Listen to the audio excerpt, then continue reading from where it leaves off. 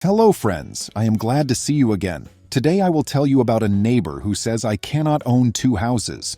I never anticipated that a random afternoon phone call would become the spark of one of the wildest conflicts of my entire life. It all started when I was trying to wind down in my newly renovated house in the woods, which I'd been dreaming of turning into my official vacation spot for a while. I'd just finished repainting the walls, rearranging the furniture, and stocking the cupboards with hot chocolate mix. Because who doesn't love a cozy drink in a little place that feels worlds away from the everyday grind? I remember that particular day vividly. I was about to check on some tree saplings I'd planted in my backyard, feeling the crisp air swirl around me when I heard a vigorous knock on the front door. Standing outside was Karen, the sort of neighbor who always finds some obscure rule to wave in your face whenever you're about to truly settle in.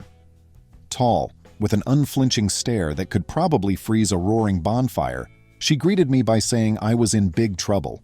She insisted I wasn't allowed to have this property for vacationing at all. Let me rewind a bit to explain how I ended up with two houses in the same neighborhood in the first place. That might sound strange to anyone. Why would I buy or keep a second house just down the road or a couple streets over from my original home? Well, it wasn't exactly by design. The home I live in full-time is one I purchased several years ago, right after getting my first major job promotion. It's in a nice community, close enough to the city for my daily commute, but with plenty of space to breathe.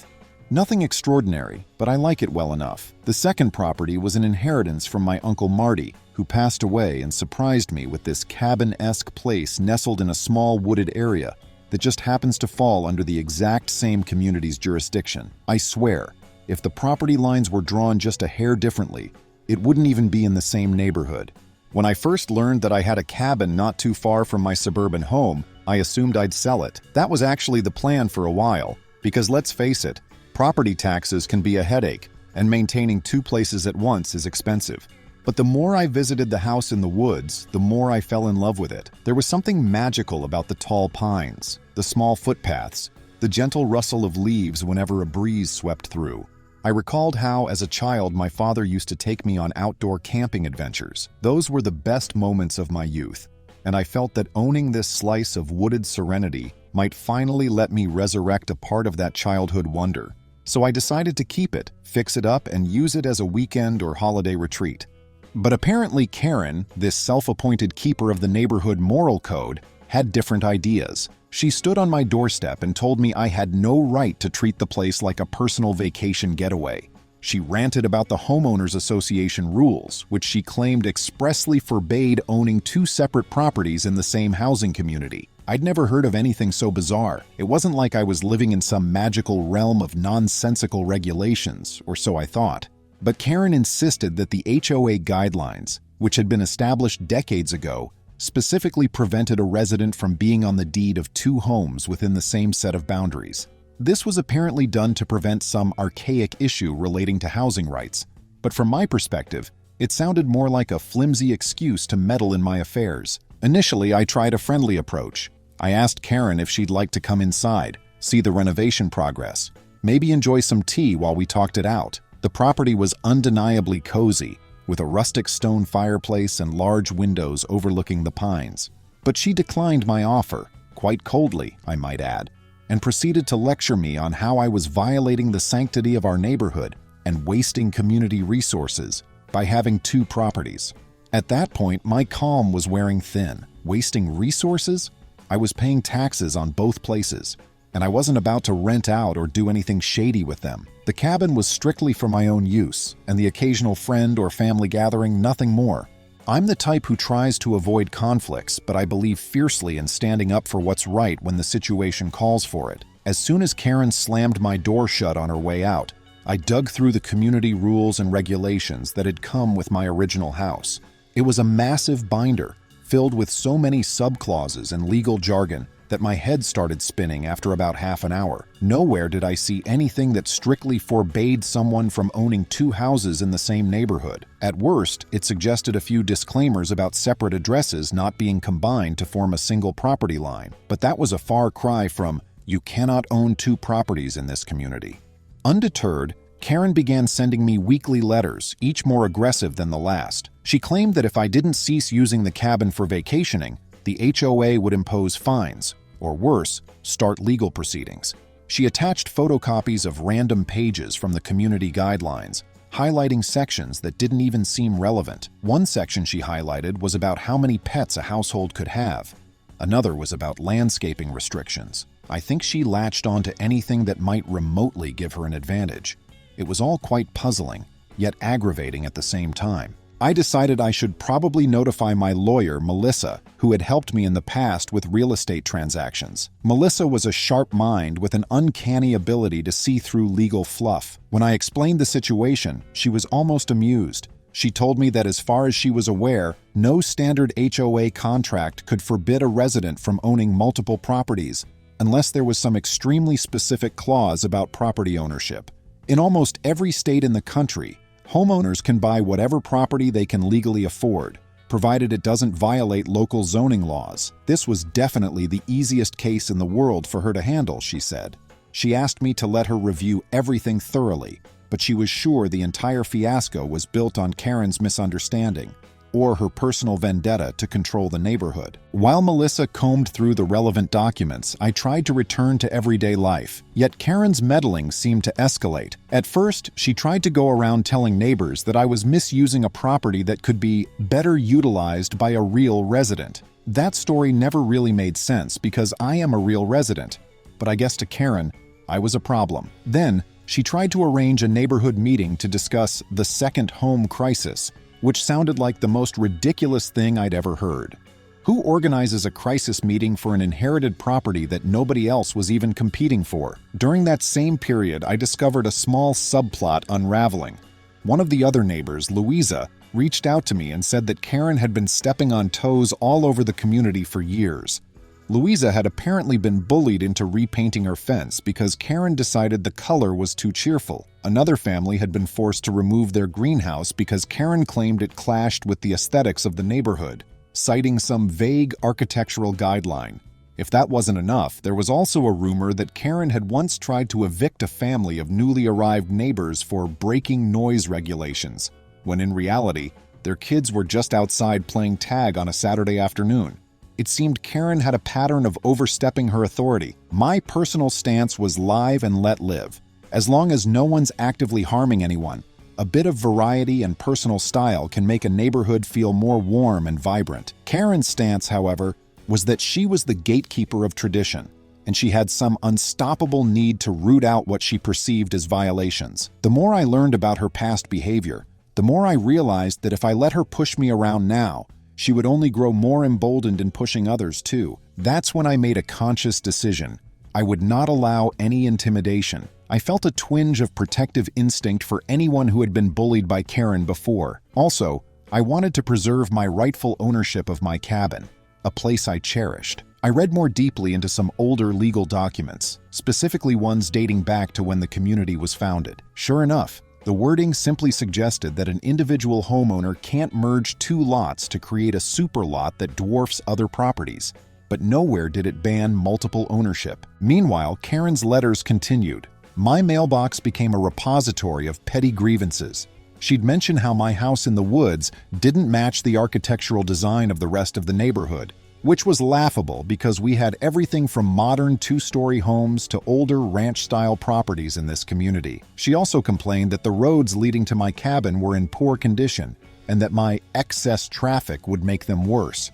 Anyone who visited me could see that I had almost no traffic going there, just me and occasionally a friend or two who came to help me with renovations. As the pressure built, I finally shared all these letters with Melissa, my lawyer. She read through them, scanning each page with a bemused smirk. She told me not to worry. From a legal standpoint, I was well within my rights. She also said that if Karen kept harassing me with these letters or threatening fines that weren't actually sanctioned by the HOA board, I could consider taking more serious action, like filing a complaint or restraining order for harassment.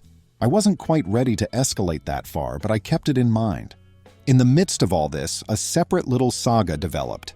The local general store clerk, Ramon, had been trying to organize a community cookout to build relationships among neighbors. He wanted to have it at the shared recreation field just beyond the row of pines that lined the eastern side of our neighborhood. At first, everyone was thrilled about the idea, especially families with kids who wanted to enjoy some fresh air and grilled hot dogs. Karen, however, was opposed, citing that the rules didn't allow large gatherings without specific approval from the board. Ramon, caught off guard, scrambled to get the formal permission, but, curiously, that approval never seemed to be scheduled for an official vote. The board remained eerily silent, and rumor had it that Karen was influencing them behind the scenes. I bring up this cookout situation because it played a significant role in my resolution with Karen. As the date approached, I noticed that many neighbors were enthusiastic and started planning to attend anyway, with or without an official sign-off. Some folks believed that if the board didn't respond, that meant there wasn't a formal denial. The day of the cookout, the sun was shining, kids were running around with paper streamers, and everything felt like the quintessential slice of suburban Americana. I saw the Jones family setting up a grill.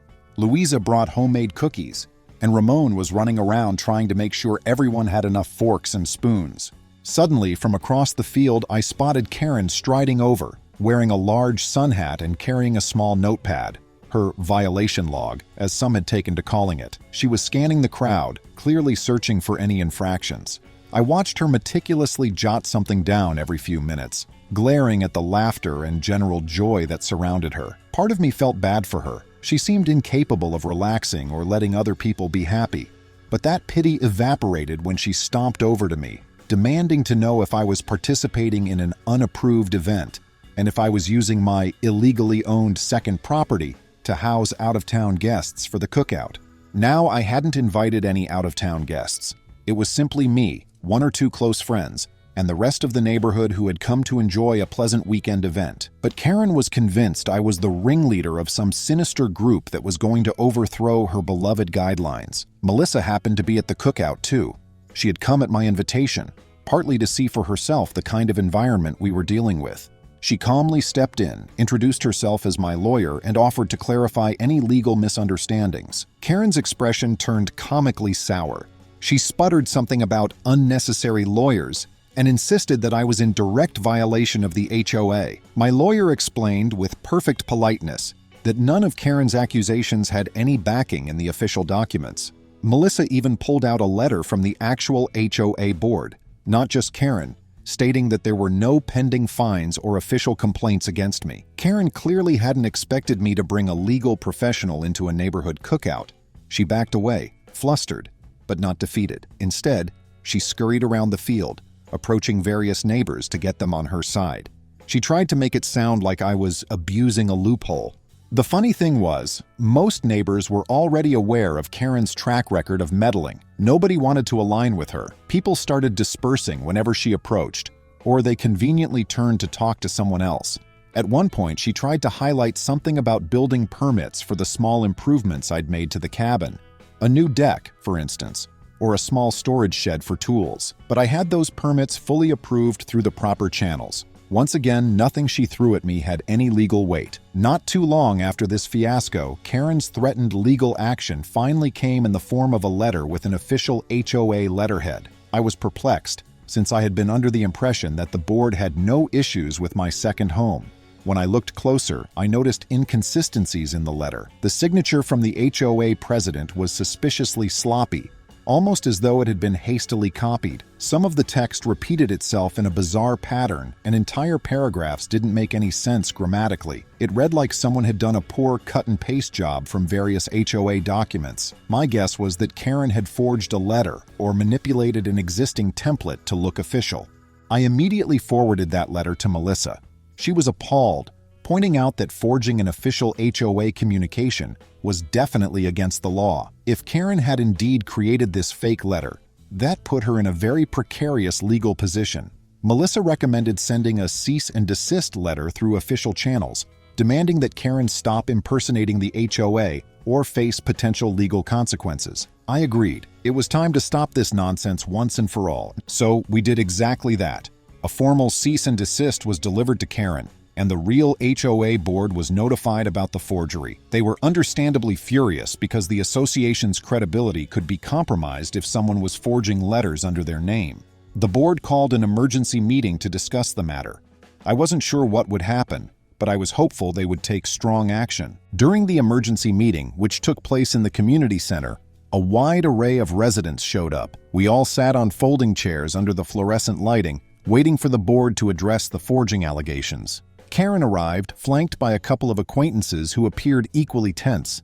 I had Melissa by my side, and I also saw Louisa, Ramon, and various other neighbors who had grown tired of Karen's constant meddling. Once the meeting officially started, the HOA president confirmed that the letter in question was indeed not sanctioned by the board. That alone caused a small uproar in the crowd.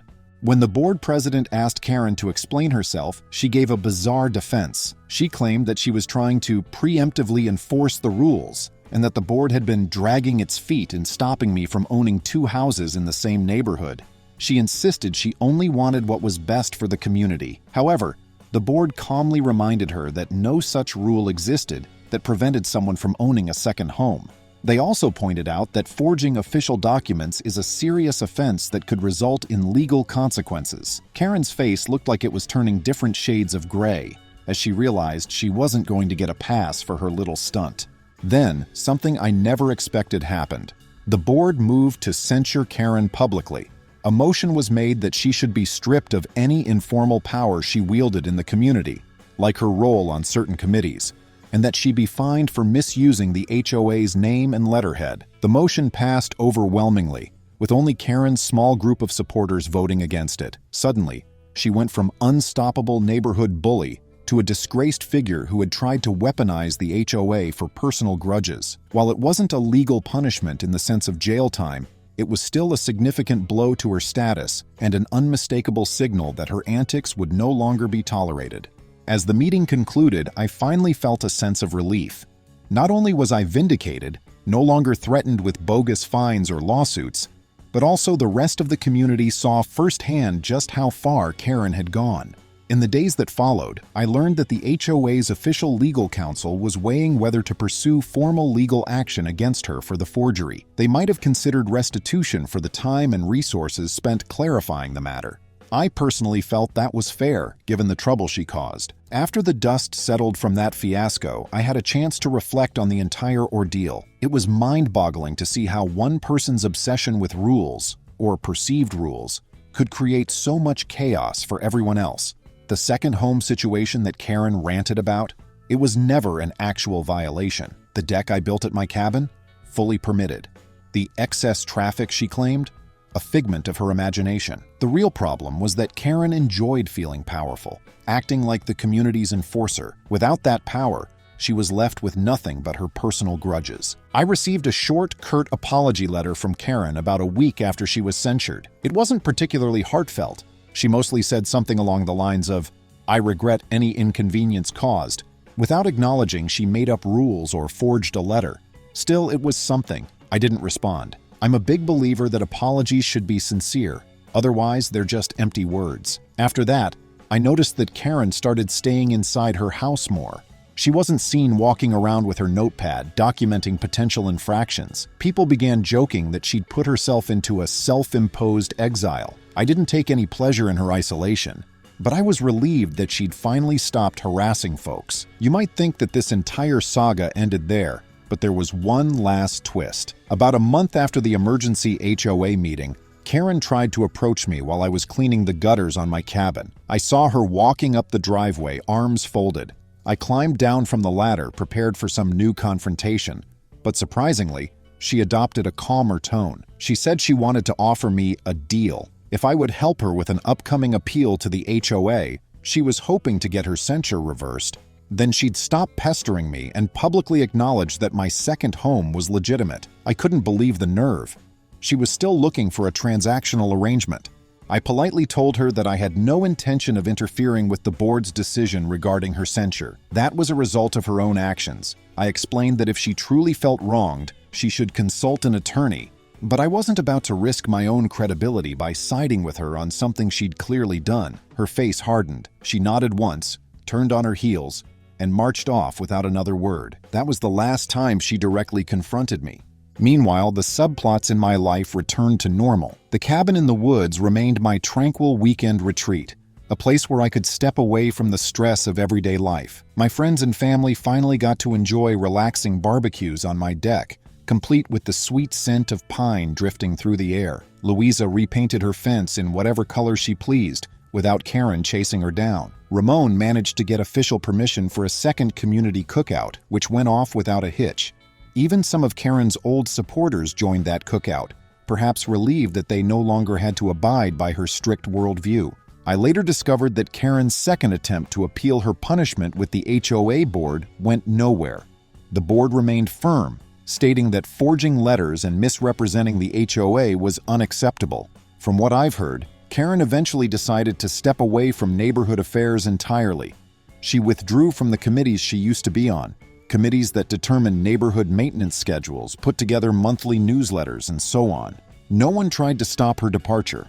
I suspect that was for the best. Every so often, neighbors come up to me curious about how that saga unfolded. They want to know if I have any lingering resentment toward Karen. In truth, I've moved on from the anger I felt. I still think her behavior was outrageous, but I realize that her own need to police everyone else must stem from something in her personal life. Some frustration or sense of powerlessness. I just don't have the energy to dwell on it. As long as she stays out of my hair, I can enjoy my rightful property in peace. In hindsight, the biggest takeaway from all this is that you have to stand up for your rights. If I had given in to Karen's demands early on, or allowed her to bully me into selling my cabin, I would have missed out on something that brings me genuine joy. Plus, I would have set a dangerous precedent, letting Karen think she could use trumped-up rules to push around anyone who didn't fit into her vision of what the neighborhood should be. By pushing back, calmly but firmly, I showed that her approach simply wouldn't work. And once people saw that I wasn't caving in, they felt more confident standing up for themselves, too. One interesting footnote. The real HOA board, after seeing how easily their documents could be manipulated, decided to implement new security measures. Now, any official communication includes a specific code that can be verified online through the HOA's website.